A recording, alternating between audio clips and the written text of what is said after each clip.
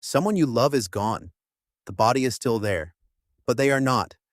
And for a few seconds, your brain does something strange. It keeps expecting them to move, to blink, to breathe, as if death itself is something your mind has to be talked into believing.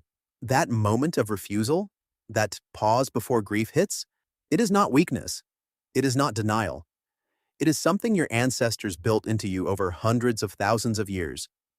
And the way they handled death, the rituals, the silence, the strange and beautiful things they did with the people they lost, says more about who you are today than almost anything else in human history. This is what ancient humans actually did when someone died. Picture the oldest version of you, not your great-grandparents, not ancient Rome. Go back further. 100,000 years, 200,000. Your ancestor wakes before sunrise in a shallow cave somewhere in what is now southern Africa. The fire has gone low, and beside it, one of the group is not breathing. What happens next? For a long time, scientists assumed the answer was simple. Primitive people did not grieve the way you do. They were too focused on survival. Death was common, frequent, inevitable. Maybe they just moved on. That assumption was wrong. In 2021, a team of paleoanthropologists led by Lee Berger announced a discovery deep inside a cave system in South Africa called Rising Star. What they found there rewrote everything. Deep underground, far from any entrance, in a chamber almost impossible to reach, they found the deliberately arranged remains of Homo naledi, a human relative with a brain roughly one-third the size of yours, and the remains had been placed there, intentionally, carefully, in the dark, in a place that required effort, planning, and what can only be described as purpose.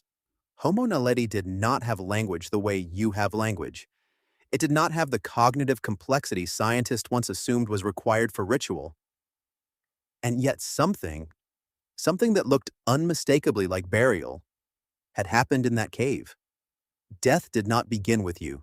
Neither did the response to it. Move forward in time, 100,000 years ago, a Neanderthal site in the Shanidar Cave in northern Iraq. When archaeologist Ralph Solecki excavated it in the 1950s and 60s, he found something no one expected.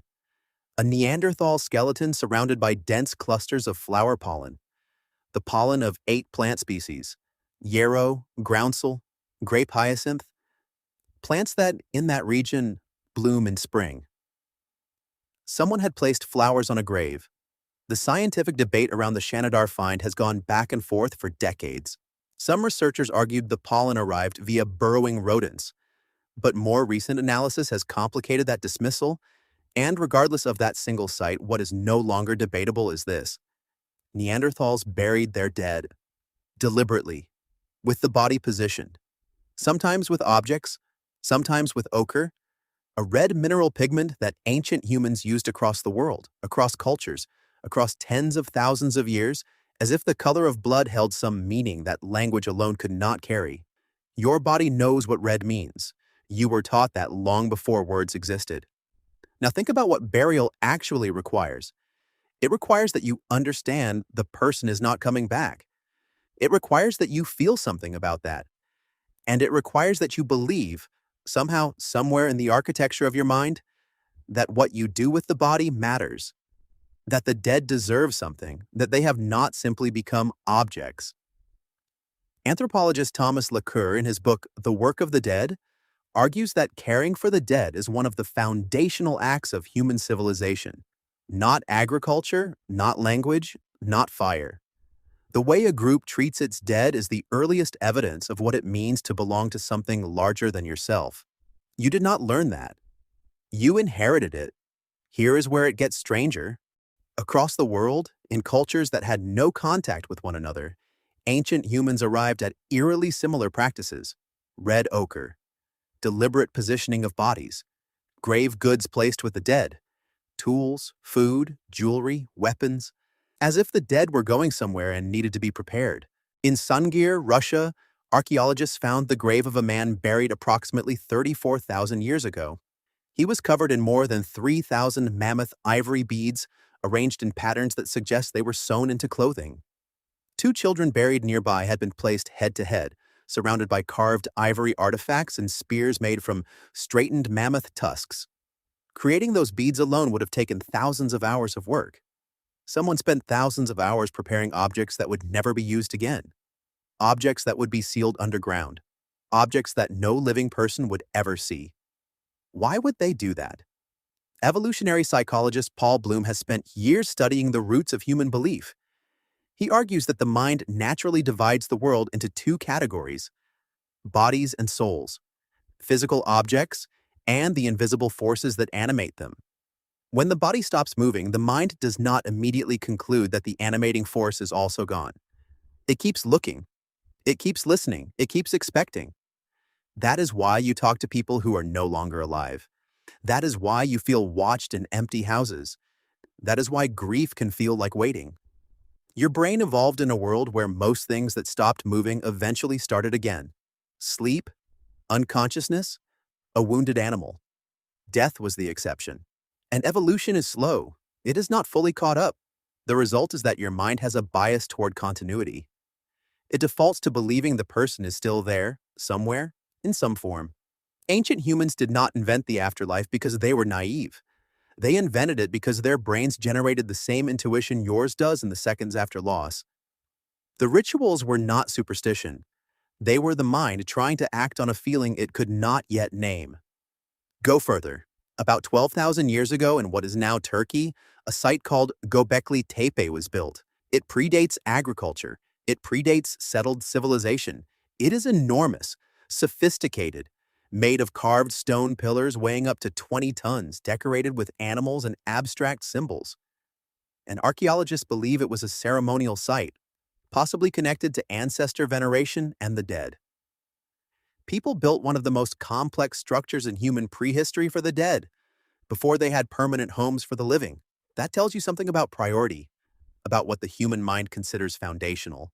And then there is a practice that cuts across dozens of ancient cultures and is so widespread, it becomes impossible to dismiss as coincidence. Secondary burial.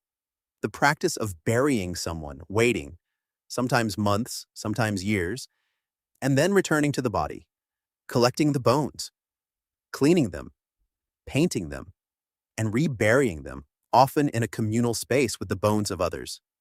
This was not carelessness.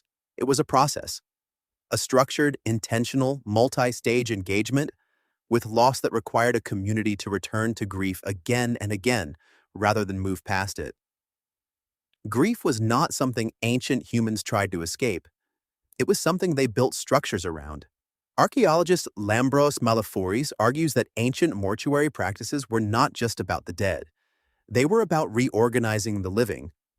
When a key member of a group died, the group itself had to change. Power shifted. Roles shifted. The rituals surrounding death were the mechanism by which a community renegotiated itself, processed the loss not just emotionally, but socially and politically. Sound familiar? You have been to a funeral.